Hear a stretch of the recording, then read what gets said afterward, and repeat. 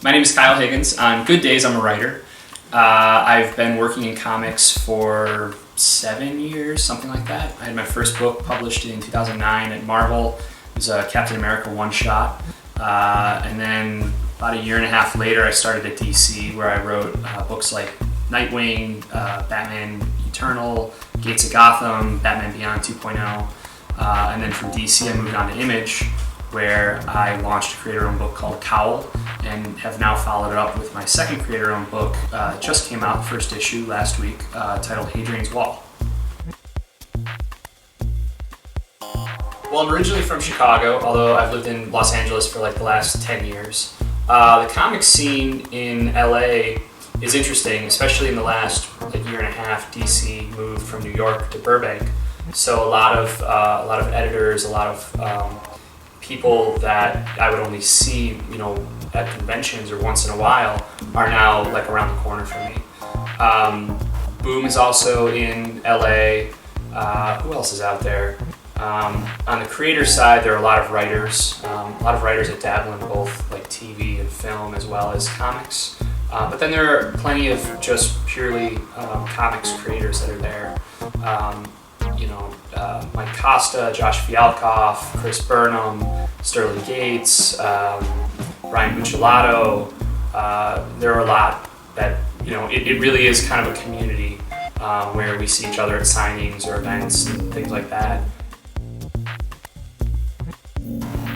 At the moment, I'm writing Mighty Morphin Power Rangers for Boom. I'm also writing Hadrian's Wall for Image. And I've got a couple other creator-owned projects in the works, as well as a work-for-hire gig that hasn't been announced yet, but it's a pretty cool one. Should probably be hearing about it in the next couple months, would be my guess. And then I've got something else that I can't talk about. It's also a work-for-hire thing that's a completely different wheelhouse from anything I've done before. But it's pretty early stages, I'm just submitting outlines now, so I have no idea when it'll be kind of announced or talked about more. Yeah, it's really tough to be working and not really feel like you have anything up to show for it. The gestation period on a book is such that if you're working on a couple at the same time, it can be 6 months to sometimes a year before it's out. So it often feels like you're in a vacuum and you don't have stuff on the stands, and it's like, well, what am I doing? But then when stuff does hit, it happens in kind of quick succession. That's a nice thing about something like Power Rangers, where it is a monthly title right now, where I am able to see kind of the fruits of my labor each month, on stands and released to the public and to readers, and I get feedback from readers, and I missed that, because I hadn't done a monthly book in a little while. But one of my friends, Josh Williamson, made a comment to me a few months ago where he said, sometimes it's okay to be in the belly of the whale. You go off, you seclude yourself, you plan your next move, you work on new stuff, and you need that gestation period. So I feel like I've kind of been in that period for quite a while, and but at the same time, there's really good progress that we're making in these series that we can't talk about yet. But I think come a couple months from now, and definitely this time next year, there's going to be kind of a big new wave of Kyle Higgins material, for better or for worse, on the stands. Well, I started because of a film that I directed called The League, which was a big superhero noir about the superhero labor union of 1962 in Chicago. It's also the basis for my book Cowl, which I did years later at Image. But the film, I had just finished college at Chapman University. I put it online. It was 27 minutes long. And one of my friends, Eric White, who's a very talented cartoonist, had designed all the characters. I'd hired him originally for the film. That's how we met, because he had this kind of Silver Age style. And I was hoping to find someone that could give some credibility to the project, even just with the design work. And once I finished the movie, he was so impressed by how it turned out that he offered to send it out in a big email blast to 200 people, everyone he knew in film, TV, and comics. And one of the people that it went to and who watched it right away actually was Joe Quesada.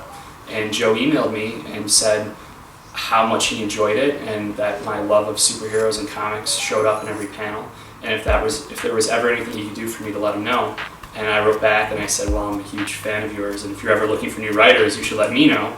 And we just started a dialogue, and he teed the project up to all of his senior editors, including Tom Brevoort, who watched it and I assume didn't hate it, although we've never actually talked about that. But Tom reached out to me and I just started pitching to Marvel. And it took about a year. I pitched about, 20, 25 stories, like different one-shots and ideas for maybe mini-series, stuff like that. But you're working in a vacuum. You don't know what the publishing plan is. And so if you're reacting off of what's been on the stands, in the last couple of weeks, you're too late. Because anything that you're trying to build an idea for, they've probably already developed, and they're 6 months ahead of you. So it was tough to find something that could fit a slot when I didn't know what the slots were. And it just so happened that I landed on a concept that Tom had a spot for, which was a World War II one-shot for Captain America, where he wakes up, and Steve Rogers wakes up, and he's a prisoner of war he's in a POW camp, and the Germans don't know that he's Captain America. So now he has to not only break out, but liberate the camp.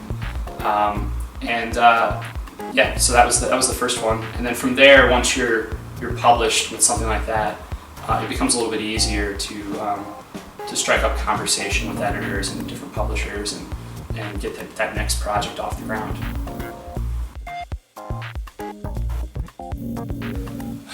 Oh man.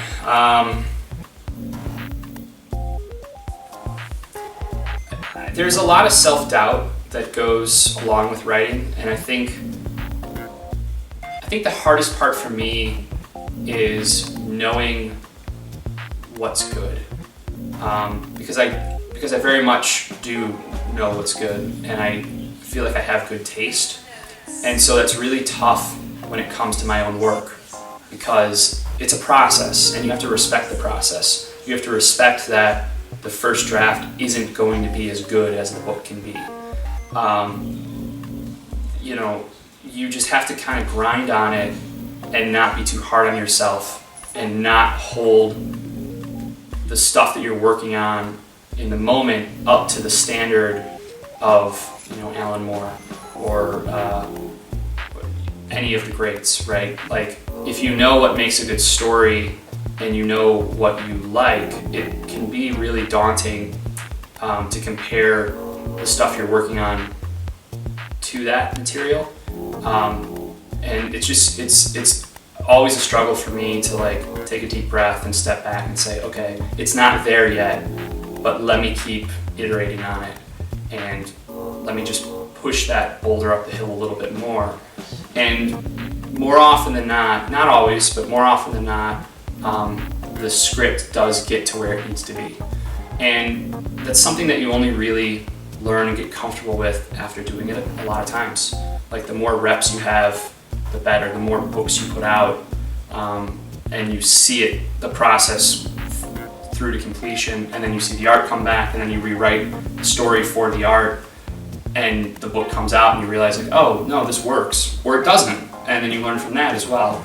But I would say probably just respecting the process and knowing that you're not going to hit a grand slam every time you step up to the plate is really tough, but it's something that you have to learn to be comfortable with.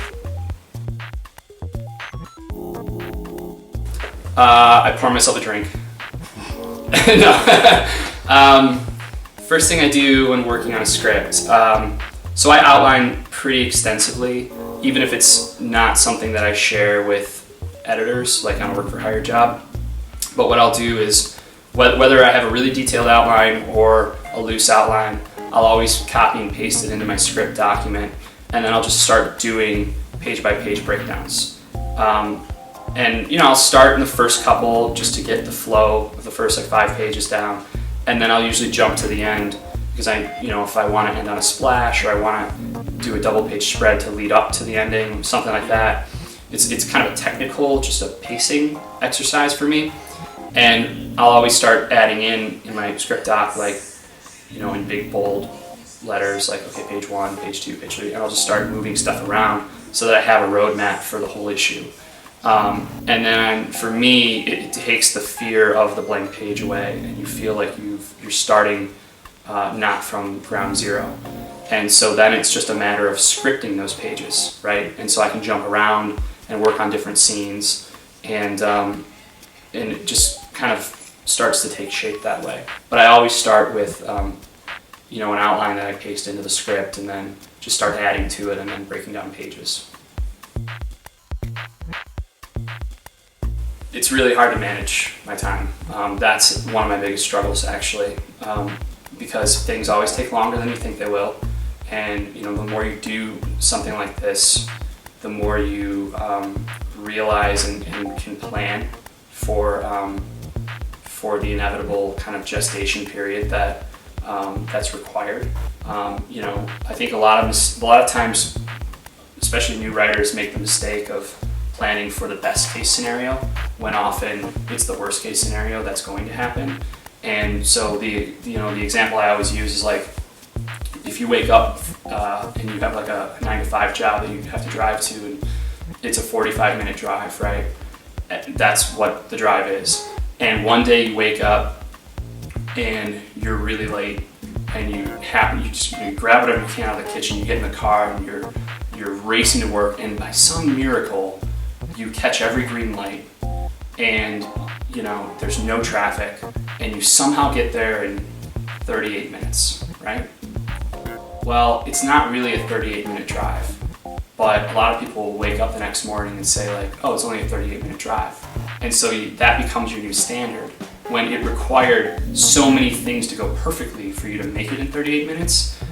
So what happens is you then become late every day, because it's really a 45-minute drive. And I've had that problem with projects and books, and a lot of people have, where you go, okay, I wrote a script in 2 days, so that's my new rate. I should be able to write a script in 2 days. So I'm going to plan to be able to write all of my scripts in 2 days. That's just not realistic, you know. Unless you are really a 2 day per script writer, and some people are. I'm not, and I've learned that the hard way, you know. I mean, a lot. That's the other struggle for me, is reminding myself I constantly need to be refilling the well. I need to be reading stuff. I need to be watching stuff. Even reading stuff that is not comics related, nonfiction, biographies, you know, the news. You constantly find ideas in different places, and often in places that you least expect. I would say probably like the biggest influence for me is films, just because that's where I come from and that's what I've always wanted to do, and I've been making movies since I was 7 years old. So the way that I structure things and I pace things, even down to like in action scenes, the way that I cross-cut, really comes from kind of like my film and screenwriting background. But as far as like specific things, I don't know. I find that I'm very, very interested in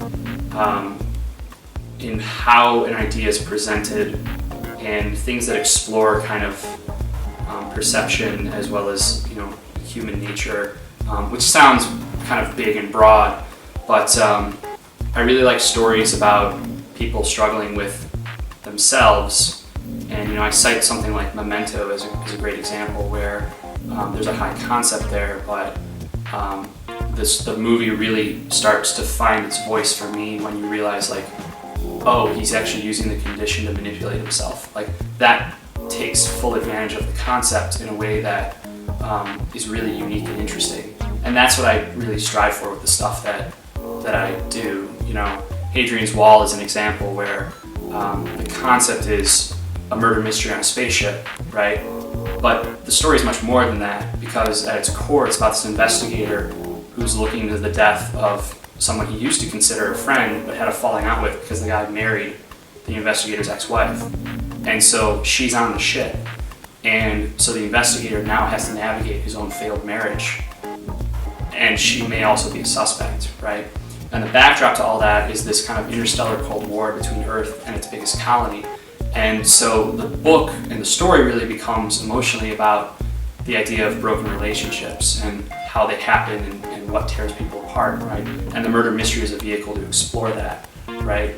Without giving any too much away, the way that we explore it and the revelations that come out and, you know, the aftermath of this failed marriage very much informs what the case is. And I think it comments on the nature of kind of the murder mystery in a way that I think is really interesting. So I don't remember what the original question was, but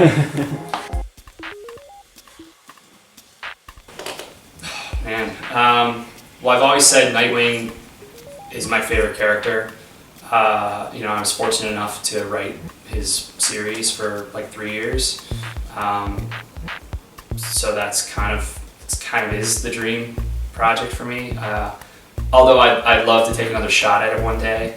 The timing of the book and with the New 52 and different things being up in the air and, you know, he's in a red and black suit, you know, there's a part of me that feels like I wrote the Heroes Reborn version of Nightwing, right?